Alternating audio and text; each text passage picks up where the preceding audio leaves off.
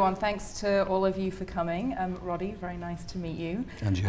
It's called Two Pints. The whole book features two unnamed guys, as you say, sitting in the pub over a pint, kind of putting the world to rights. So I wanted to start by asking you just to give us a little synopsis to let everyone here know what it's about. About a year and a half ago, I opened a Facebook account. I love that gets a laugh. Yeah, it always does. Well, I'm finished a novel that involves a character who needed a Facebook account. And I was asking my children how it worked. And I could tell by their facial expressions that really they wanted to tell me to fuck off and mind my own business. And I began to enjoy the whole Facebook thing. I traveled a lot at that time, and I used to spend, the occasional time in a hotel room. I enjoyed it more looking at Facebook rather than looking at, skimming through TV, which is just ad after ad after ad after ad. It's so tedious. So at some point I decided, well, what'll I do? Because I was, putting up the occasional song or things like that. But I said, what'll I do? So the Queen of England, a personal friend of mine, who's also the Queen of Canada, I think, isn't she? She is. Yeah. She was in Dublin, and it was a huge thing, huge. And she had just left when Barack Obama arrived to claim his Irish roots. And it was a great day. He stayed less than 24 hours, but it was as if, I don't know, the recession was over. And it was hilarious, really, it was great. And myself and my wife and one of our kids went in to see him, and we couldn't get near him. It was rock and roll. So at some point I decided I'll just write a dialogue between two middle-aged working class men in a bar about the whole thing. No descriptions, no names, they just have a very brief chat about the whole thing, and I put it up on Facebook. And the response was terrific. I mean, a lot of people the liking thing is just absurd anyway, I like donuts, so the like thing is absurd, but the sharing thing, and then the comments were enjoyable in a way. So I did another one a week later. It became bigger and bigger, and then last May I was in Sydney, and a poetry publisher said, I'd love to publish your Facebook things as a poetry book, almost as a poetry book.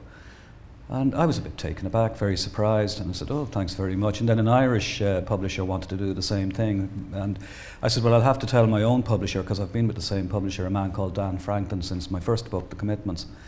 And I sent it to him in June, and he loved it, and he said, oh yeah, we'd love to publish that. The book covers 15 months of news. It starts in May 2011, it goes up to September 2012. You said in an interview once that quote, a lot of the planning is in the rejection of things. Yeah. So with 15 months of news stories to choose from to put into Two Pints, how did you decide which news stories to put in and which ones to reject? I decided to put them all in. Publishing is a very slow process, and I didn't know there was going to be a book in May, and now there is a book. I mean, it's an e-book here, which is quite exciting and new, and it's a real book. May you say that? A P-book, I think is the... P-book, isn't it? P-book. Yeah, it's both a hardback P-book and a softback P-book in a PB in D, Dublin, and throughout the Republic of I, and in the UK as well, so it's all, and it's being translated into Italian. I actually wrote a couple at the very end because I wanted to include, for example, I don't know if you, Katie Taylor, the boxer who won a gold medal in Ireland and would appear the first Irish person to win a gold medal without taking drugs since 1982. And I finished it up then with another Irish competitor winning a gold in the Paralympics, and the medal was awarded to him by his mother. Not by Kylie Minogue. No, by his mother. And it was all it was big news, and people were weepy, and I thought, she's just the crummiest. I don't know. If I was 30-something and I was going to be presented with a medal in the Olympics and my mother appeared with the medal, I go, Jesus Christ.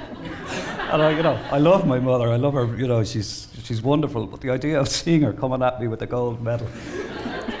On the subject of the Two Pints, so if you could talk a bit about the function of sitting in a pub and two guys having a pint as being the kind of perfect environment or stage in which to have these kinds of discussions about current affairs. I saw these two lads, the Two Pints guys, as fellas who don't actually know each other particularly well, but they belly up to the bar and sit at the same stools.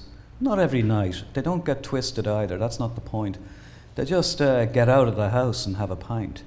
And there's a fellow feeling. They're both middle-aged men, and they can say what they want. It's a closed set.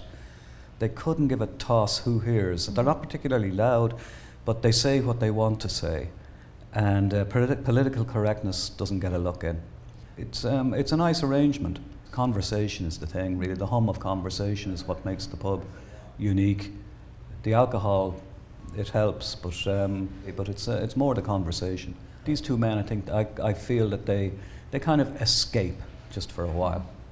And it's like it's kind of an adult version of going out to play. They are personally touched by some things, and then they find they don't understand other things, and they pretend at times to be a bit thick, but they're quite sharp. It's whatever tickles, you know that cliche, tickles their fancy. It's whatever tickles their fancy. One of them brings up the topic, and they confuse things at times, but it's quite deliberate. Thank you very much. Thank you.